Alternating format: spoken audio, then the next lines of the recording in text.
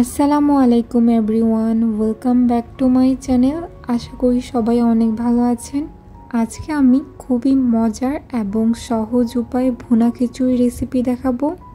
খিচুড়ি তৈরির জন্য এখানে আমি 2 কাপ পোলার চাল, হাফ কাপ মসুর ডাল এবং হাফ কাপ মুগ ডাল একসাথে মিশিয়ে এটাকে ভালোভাবে ওয়াশ করে 2 ঘন্টার জন্য রেস্টে রেখে দিয়েছিলাম। অন্যদিকে এখানে আমি পেঁয়াজ কুচি, কাঁচামরিচ, আদা বাটা, রসুন বাটা, তেজপাতা, দারচিনি, লং, শুকনো মরিচ নিয়েছি। তো চলেন খিচুড়ি রান্নাটা শুরু করা হোক। এখানে আমি গরম হাঁড়িতে হাফ কাপ পরিমাণ তেল দিয়ে নিচ্ছি।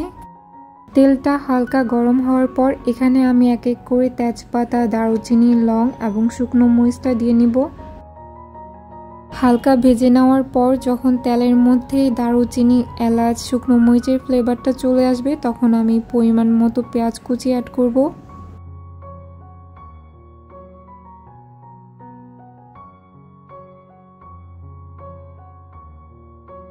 পেঁয়াজের কালারটা যখন হালকা চেঞ্জ হয়ে আসবে তখন এখানে আমি 2 টেবিল চামচ পরিমাণ লবণ অ্যাড করব। এখন এখানে দিয়ে দিব আগে থেকে রেডি করা আদা বাটা এবং রসুন বাটা।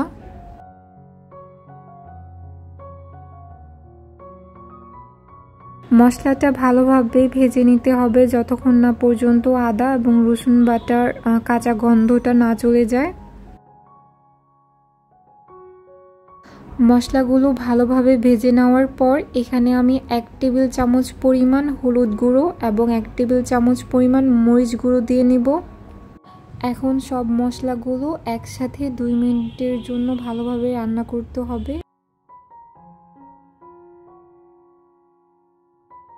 মশলাটা ভালোভাবে ভেজে নেওয়ার পর এখানে আমি 2 টেবিল চামচ পরিমাণ পানি অ্যাড করছি যেন নিচে মশলাটা লেগে না যায়।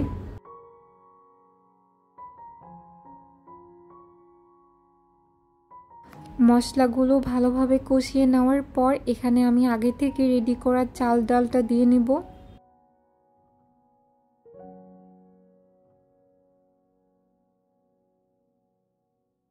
এখন চাল এবং ডালটাকে মশলার সাথে খুব ভালোভাবে মিশিয়ে নিতে হবে। এখানে চালটাকে যত ভালোভাবে ভেজে নেওয়া যায় খিচুড়িটা কিন্তু ততটাই ঝরঝরে হবে। এই পর্যায়ে চুলার আঁচটা কিন্তু লো থেকে একটু বেশি থাকবে, মিডিয়াম থেকে একটু কম। আর চালটাকে আমি এখানে 5-6 মিনিটের মতো ভেজে নিব। চালটা 5-6 মিনিট ভাজার পর অনেকটা ঝরঝরে হয়ে আসবে আর তখনই আমি আগে থেকে রাখা পানি অ্যাড করব। এখানে আমি 3 কাপ চাল ডালের জন্য 6 কাপ পানি ইউজ করব। আর পানিটা কিন্তু ফুটন্ত গরম হতে হবে। এখানে আমি গরম পানিটা ইউজ করিনি, কিন্তু আপনারা চাইলে গরম পানিটা ইউজ করতে পারেন। এই পর্যায়ে আমি কাঁচামরিচগুলো দিয়ে নিচ্ছি আর কাঁচামরিচটা দিয়ে ভালোভাবে নেড়ে চেড়ে নেব। কাঁচামরিচটা দেওয়ার পর এখানে আমি গরুর চর্বিটা ইউজ করেছি, সেটা আপনারা টোটালি স্কিপ করতে পারেন। এখন খিচুড়িটাকে মিডিয়াম আঁচে রেখে ঢাকনা দিয়ে ঢেকে দিচ্ছি 5-6 মিনিটের জন্য।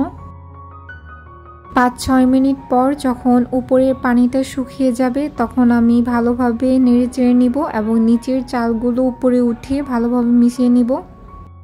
ভালোভাবে মেশানো হলে পুনরায় আমি ঢাকনা দিয়ে ঢেকে চালটা সিদ্ধ হওয়ার আগ পর্যন্ত এটাকে দমে রাখবো এবং চুলার আঁচটা অবশ্যই মিডিয়ামে রেখে নিতে হবে।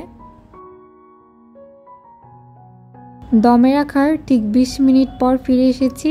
এখন চালটাকে আমি ভালোভাবে নেড়ে নিব। এই পর্যায়ে খিচুড়িটা কিন্তু খুবই ঝরঝরে হয়েছিল।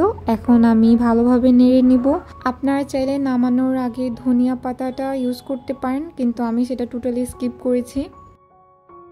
এখানে আমি একটু দেখিয়ে দিচ্ছি, চালটা কিন্তু খুবই ভালোভাবে সেদ্ধ হয়েছিল আর খুবই ঝরঝরে হয়েছিল। আপনারা চাইলে কিন্তু বাসায় বসে খুবই সহজ উপকরণে এই রেসিপিটা তৈরি করতে পারেন। ভিডিওটি ভালো লাগলে চ্যানেলটি সাবস্ক্রাইব করে পাশে থাকার অনুরোধ রইল। আজকে এখানেই শেষ করছি। আল্লাহ হাফিজ, আসসালামু আলাইকুম।